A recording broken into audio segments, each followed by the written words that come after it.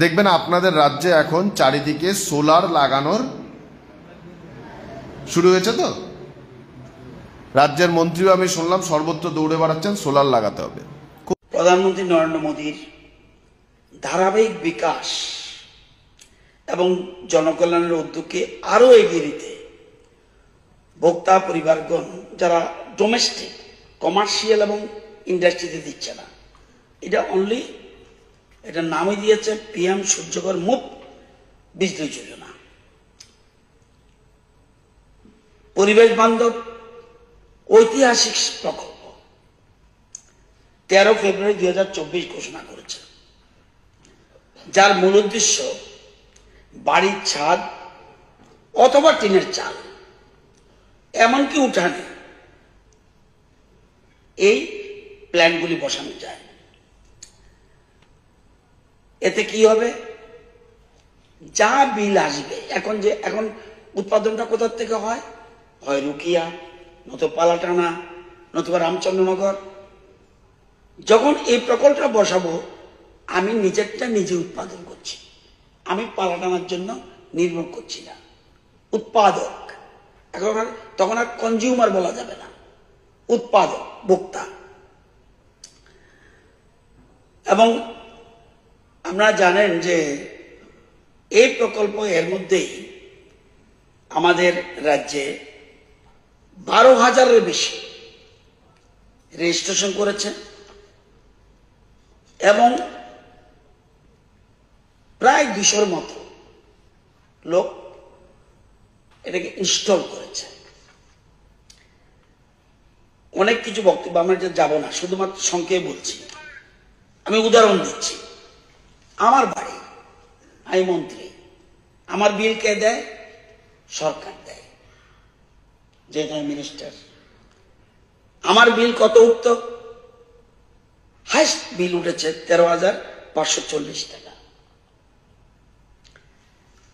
এটা আসার পর এটা বসালাম কবে? জানুয়ারির শেষ দিকে। জানুয়ারিতে বিল উঠলো এত, ফেব্রুয়ারিতে আমার বিল কত আসলো? উল্টো 13,540 টাকা আমার বিল উঠল। এবার আসলো বিদ্যুৎ নিগম আমাকে উল্টো ফেব্রুয়ারিতে পয়সা দেবে 759 টাকা আমাকে দেবে। এবার ডাইরেক্ট চলে গেছি জায়গাটা, কারণ সময় বেশি লাগবে। আমি দিতাম 13,000 টাকা হোক, সরকার টাকা তো জনগণের টাকা। আমি মন্ত্রী হয়েছি বলে কি হলো? আজকে উল্টো বিদ্যুৎ নিগম আমাকে টাকা দিচ্ছে ফেব্রুয়ারি মাসের টাকা 3 মাস পরে পরে। এই সিস্টেমে 3 মাস পরে পরে আমার যা টাকা জমবে আমার ব্যাংক অ্যাকাউন্টে দিয়ে দেবে।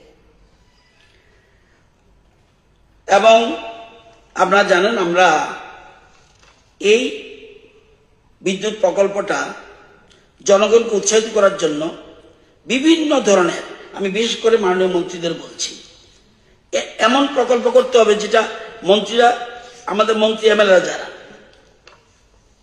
রতনলাল নাথ 13,570 টাকা বিল উঠে। আমার তো বিরাট সুযোগ।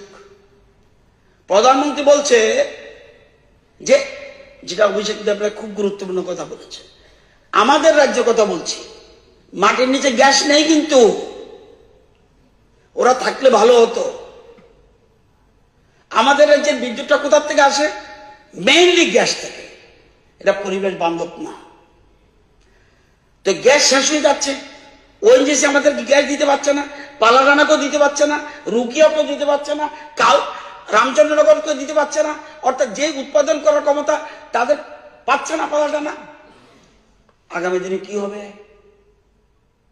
প্রধানমন্ত্রী এই জিনিস চিন্তা করে, কয়লা শেষ হয়ে যাচ্ছে, গ্যাস শেষ হয়ে যাচ্ছে, আর কয়েকটা জিনিস থেকে হয়, এয়ার উইন্ড থেকে হয়, আর কি হাইড্রো। হাইড্রো আমাদের নাই বললে চলে, অরুণাচল প্রদেশের আছে হাইড্রো, আমাদের ছিল অনেক আগে ডম্বুর, সেটা শেষে বহু আগে হয়েছিল, কমতে কমতে কমতে কমতে 2.5 মেগাওয়াটে এসছে। এই ফ্লাডের সময় এটাও শেষ। তাহলে আগামী দিনে বিদ্যুৎ চলবে কিভাবে? তো সুদীপ সরকার কত বিল উঠে? 15,539 টাকা ওনার মাসে বিল উঠে। আমি যদি 1 কিলোওয়াট বসাই, ওনার 1 টাকাও আসবে না। 1 কিলোওয়াট বসতে কি খরচ যাবে? 65,000 টাকার মতো।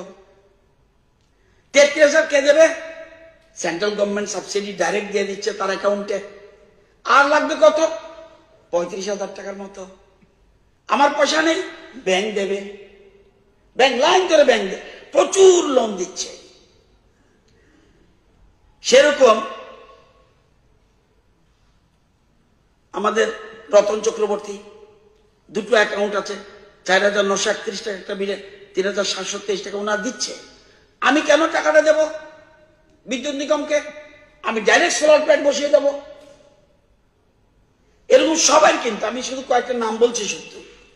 এবং এইভাবে এত সুবিধা রয়েছে। যদি আমি 1 কিলোওয়াট বসাই, অর্থাৎ রাফলি যদি বলি, ধরুন ইউনিটটা অনেকে নাও বুঝতে পারে, ধরুন আমার 5,000 টাকা বিল আসে, আমি একটা হিসাব দিলাম বুঝানোর জন্য। কত কিলোওয়াট বসাতে হবে? 4 কিলোওয়াট। কত টাকা খরচ যাবে? 2,500। 2,500 মধ্যে কত সাবসিডি পাবে? 85,800। বাকি টাকা আপনি দিতে পারেন। যদি না দিতে পারেন, ব্যাংক বসে আছে রেডি, বসিয়ে দিন। পরের মাস থেকে দেখবেন জিরো আসছে, মাইনাস আসছে। আমি 10 কিলোওয়াট বসিয়েছি কেন? আমি যেন উল্টো রোজগার করতে পারি। এই যে প্রধানমন্ত্রী মোদীজি বলছেন ঘরে ঘরে রোজগার, শুধুমাত্র বিদ্যুৎ বিল থেকে বাঁচবো এটা নয়, আমি এটা থেকে ঘরে বসে রোজগারও করতে পারি। আমার কিচ্ছু খরচ নেই, উপরে টিনের চালে বা ছাদের মধ্যে আমি বসিয়ে দিলাম প্ল্যান্ট, ভ্যান্ডার রেডি আছে, বিদ্যুৎ নিগম থেকে আছে, আমরা সব জায়গায় প্রচার করছি। এর মধ্যে অনেকে এগিয়ে আসছে। যদি 4,000 টাকা বিল উঠে, 4 কিলোওয়াট হলে চলবে, ওইটাও 2,500 টাকা খরচ, 85,000 সাবসিডি পাবে। 3,000 টাকা হলে 3 কিলোওয়াট, 2 লক্ষ টাকা খরচ যাবে। আপনি 3 কিলোওয়াটে 85,800 টাকা। 85,800 বেশি সাবসিডি নেই, সর্বোচ্চ সাবসিডি 85,800। আর সবচেয়ে বেশি বসাতে পারবেন কত? 10 কিলোওয়াট, এর পুরো বসাতে পারবেন না। যদি আপনার 2,000 টাকা বিল উঠে, মাত্র 2 কিলোওয়াট, 1,50,000 খরচ যায়, আপনি কিন্তু 66,000 টাকা সাবসিডি পাবেন। বাকিটা বসিয়ে দিন। 1,000 টাকা যদি বিল উঠে 1 কিলোওয়াট, তাহলে 75,000 টাকা খরচ যাবে, 33,000 সাবসিডি। আর বাকিটা আপনি যদি মনে করেন আপনার বাড়িতে এই পয়সা নেই, বাকি 40,000 লাগবে, সেটা ব্যাংক দিয়ে দেবে। এবং যখন ব্যাংকের টাকা ক্লিয়ার হবে, আজীবনের জন্য 25 বছর জন্য এই প্লেটগুলি গ্যারান্টি আছে। আর মেনটেন্যান্সের জন্য 5 বছর গ্যারান্টি। তো এই যে, এবং এর মধ্যে অনেকের কারা কত টাকা জমা দিয়েছে, বসিয়েছে, এবং দেখা গেল 4,001 টাকা বিল উঠত, বসানোর পরে দেখা গেল মাত্র 35 টাকা উঠছে। 1,906 টাকা উঠছে বিল, 34 টাকা মাত্র। 721 টাকা মাত্র 33 টাকা। 33 মানে ফিক্সড চার্জটা। তাহলে এই ধরনের একটা সুবিধা আমরা পাওয়ার পরে আমরা জানবেন যে এখানে আমরা নিজে আচরিত ধর্ম পড়ারে শেখায়। আমরা যদি মন্ত্রী এমএলএরা সবাই যদি যাত্রাটা বসে গেলি, মন্ত্রী এমএলএরা, মাননীয় সদস্য চিত্তরঞ্জন দেববর্মা খুব ভালো একটা কথা বলেছেন যে এটা ঠিক, অনেক জায়গায় পরিকাঠামো কারণে অনেক জায়গায় বিদ্যুৎ পৌঁছেনি। সে জায়গায় পিএম ডিভাই নন্দিতা রিয়াং দেববর্মা আমার সাথে গিয়েছিলেন। দেখুন, আমি জার্নি করতে করতে গঙ্গানগর ব্লকে জার্নি করতে আমি আর পাচ্ছি, আমি হঠাৎ করে দেখছি লাইট জ্বলছে প্রচুর। আরে তেলিয়ামুড়াতে চলে আসলাম। আমার ড্রাইভার বলছে কিসের সব তেলিয়ামুড়া, এখানেই তো যাচ্ছেন আপনি, জিজ্ঞাসা করুন। সবাই গঙ্গা এমন জায়গায় তারা কোনোদিন, এবং আরো আনন্দের খবর, এখানে বসতি করেছে বলে আমাদের রাজ্য সরকার থেকে ব্রিজ বানিয়ে দিয়েছে, ব্রিজ, লোয়ার ব্রিজ। উনি আমার সাথে গিয়েছিল, সো হ্যাপি। মানে কল্পনা তো করা যায় না, একটা দুটা নয়। আমি এই জন্য বলছিলাম ডেভেলপমেন্ট কথা বলছে। একটা বাস গাড়িতে সমস্ত এমএলএ মন্ত্রীরা চলুক, দেখে আসুক ট্রাইবেল এলাকায়। আমি বলি না রাতারাতি পারবে, কিন্তু যেভাবে ডেভেলপমেন্ট হচ্ছে এটা কান্ট ইমাজিন। আর এটা এমন একটা প্রকল্প, এটা আমরা প্রচার করছি। এই দেখুন,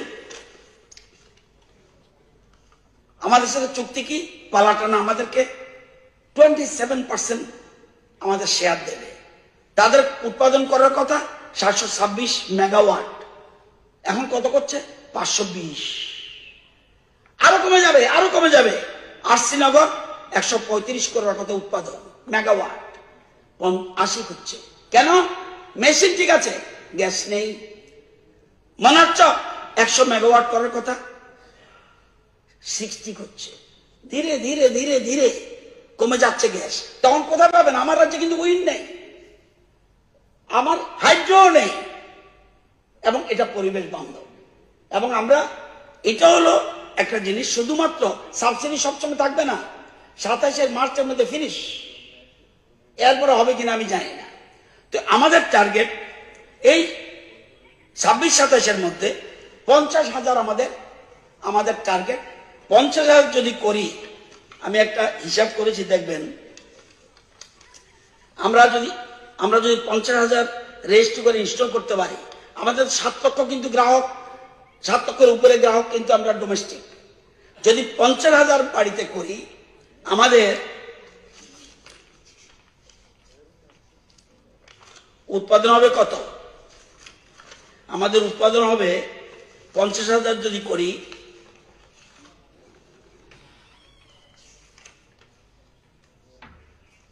এবং ব্যাংকের সুদও কম। অন্যান্য ক্ষেত্রে 10% থেকে 16% ইন্টারেস্ট, এটার ক্ষেত্রে অনলি 7%। কেন করি না? আমরা বলবো প্রচার করি, প্রচার নিজে তাকে করতে হবে। আমি অনুরোধ করি, ওরা তো নাই আজকে, ওদের কথা বলা আলাদা। ওরা মানে পৃথিবীর একটা অন্য ধরনের জীব, এদেরকে বলা মুশকিল। খুব ভালো কথা, সোলার লাগাতে হবে। এই যে সোলার, এটা কি সরকারি সংস্থা লাগাচ্ছে? সরকারি সংস্থা লাগাচ্ছে না। তাহলে সোলার যে লাগাচ্ছে, এই সোলার লাগানোর প্রক্রিয়াটা কাদের দিয়ে করা হচ্ছে? বেসরকারি সংস্থা। সরকারি সংস্থা বলেছে বেসরকারি সংস্থাকে সরকারি সংস্থায় টাকা দেবে, কিন্তু লাগাবে হচ্ছে বেসরকারি সংস্থা। এই প্রক্রিয়ার নাম হচ্ছে ইনসেন্টিভ। আমরা খুব খুশি হচ্ছি যে ঠিকই এরকম একটা বিদ্যুৎ পাবো, যে বিদ্যুৎ আমাদেরকে কয়লা পুড়িয়ে, গ্যাস পুড়িয়ে উৎপাদন করতে হয় না। এই ধরনের বিদ্যুৎ হলে আমাদের পরিবেশে রক্ষা হবে, আমরা খুবই খুশি। তাহলে প্রথম প্রশ্ন আসে যে যদি এরকম বিদ্যুৎ হয়, তাহলে সেই বিদ্যুৎ কেন সরকারি সংস্থা তারা নিজেরা নিয়ন্ত্রণ করবে না? সরকারি সংস্থা কেন ইনস্টল করবে না? সরকারি সংস্থা কেন তার রক্ষণাবেক্ষণ করবে না? সরকারি সংস্থা তাকে কেন গ্রিডের সঙ্গে জোড়ার চেষ্টা করবে না? আমি এই প্রশ্নকেও সরিয়ে দিলাম। আমি বললাম যে ঠিক আছে, আপনার বাড়ির সাথে বিদ্যুৎ লাগিয়ে দিয়ে গেল। বাড়ির সাথে বিদ্যুৎ লাগানোর যে প্রক্রিয়া, তাতে বলা হয় যে আপনি দিনের বেলা বিদ্যুৎ অতিরিক্ত হলে গ্রিডকে দিয়ে দেবেন, এবং রাত্রিবেলা আপনার যে প্রয়োজন সেই অনুযায়ী আপনি বিদ্যুৎ গ্রিড থেকে নিয়ে নেবেন। তাই তো বলা হচ্ছে। এই প্রক্রিয়াকে বলা হয় প্রজিউমার, অর্থাৎ প্রডিউসার প্লাস কনজিউমার। আপনি নিজেই গ্রাহক, আবার আপনি নিজেই উৎপাদক। খুব ভালো কথা। এবার আপনি বলুন যে আপনার এখানে এই যে বাড়ির ছাদে বা আশেপাশে কোথাও সোলার বসানো হলো, এতে বিদ্যুৎ উৎপাদন হয় কতক্ষণ? এতে বিদ্যুৎ উৎপাদন হয় 8 ঘন্টা। সকালবেলায় মোটামুটি ধরে নেওয়া যায় যে 7টা-8টা থেকে বিদ্যুৎ উৎপাদন শুরু হলো, আর বিকেলবেলা 4টা-5টা অবধি এতে বিদ্যুৎ উৎপাদন হবে। তাতে যখন তাপ বেশি থাকে তখন বেশি বিদ্যুৎ উৎপাদন হবে, যখন তাপ কমে যায় তখন বিদ্যুৎ উৎপাদন কমে যাবে। এই সময় মনে করুন আপনার উৎপাদন বেশি হয়ে গেল, আপনি কি করবেন? আপনি আপনার বাড়ি থেকে বা আপনার যেখানে কাজ করেন সেখান থেকে বিদ্যুৎ পাঠিয়ে দিলেন গ্রিডে। গোটা পৃথিবী জুড়ে বিদ্যুতের কনজামশনের পিক আওয়ার হচ্ছে বিকেল 5টা থেকে রাত্রি 11টা-12টা। কারণ সে সময় আমরা সবাই কাজ করে বাড়ি ফিরি। সে সময় বাড়িতে হচ্ছে যে লাইট, আলো, বাতাস এ সমস্ত জ্বালানোর প্রয়োজন পড়ে। আজকে অনেক বাড়িতে এসি এসে গেছে, এসি চালানোর প্রয়োজন পড়ে। সেই সময় বাড়িতে ফিরলে পরে লোকে টিভি চালায়, কম্পিউটারে কাজ করে। সে সময় কি সোলারের এই বিদ্যুৎ উৎপাদন হবে? হবে না। আপনি দিনের বেলায় বিদ্যুৎ উৎপাদন করলেন, অতিরিক্ত বিদ্যুৎ গ্রিডে দিয়ে দিলেন, নেওয়ার লোক নেই। আপনি সন্ধ্যাবেলায় বিদ্যুৎ চান, গ্রিড থেকে আপনি বিদ্যুৎ নেবেন, আপনাকে দিতে হবে। কে দেবে? দেবে হচ্ছে যে ত্রিপুরার আপনার এই পর্ষদ। সেই পর্ষদ কোথা থেকে দেবে? সেই পর্ষদ বিদ্যুৎ কিনে দেবে। তাহলে যে সময়ের আপনি বিদ্যুৎ দিয়ে দিলেন গ্রিডে, সেই বিদ্যুৎ কাজে লাগলো না, সেই বিদ্যুৎ আপনি বললেন যে আমি মুফতে দিয়ে দিলাম। আর যে সময় আপনার বিদ্যুতের প্রয়োজন, যে বিদ্যুৎ দামি বিদ্যুৎ, সেই বিদ্যুৎ হচ্ছে আপনাকে কর্পোরেশন, আপনার যে পর্ষদ, সে কিনে দেবে। আপনার পর্ষদ থাকবে? প্রথম 1 বছর আপনার খুব ভালো লাগবে। প্রথম 1 বছর মনে হবে যে ঠিকই তো, আমি দিনের বেলা অতিরিক্ত বিদ্যুৎ দিয়ে দিলাম, সন্ধ্যাবেলা আমার বিনা পয়সায় বিদ্যুৎ চলে আসলো, আমার হচ্ছে যে হয়তো বিল কমে যাবে।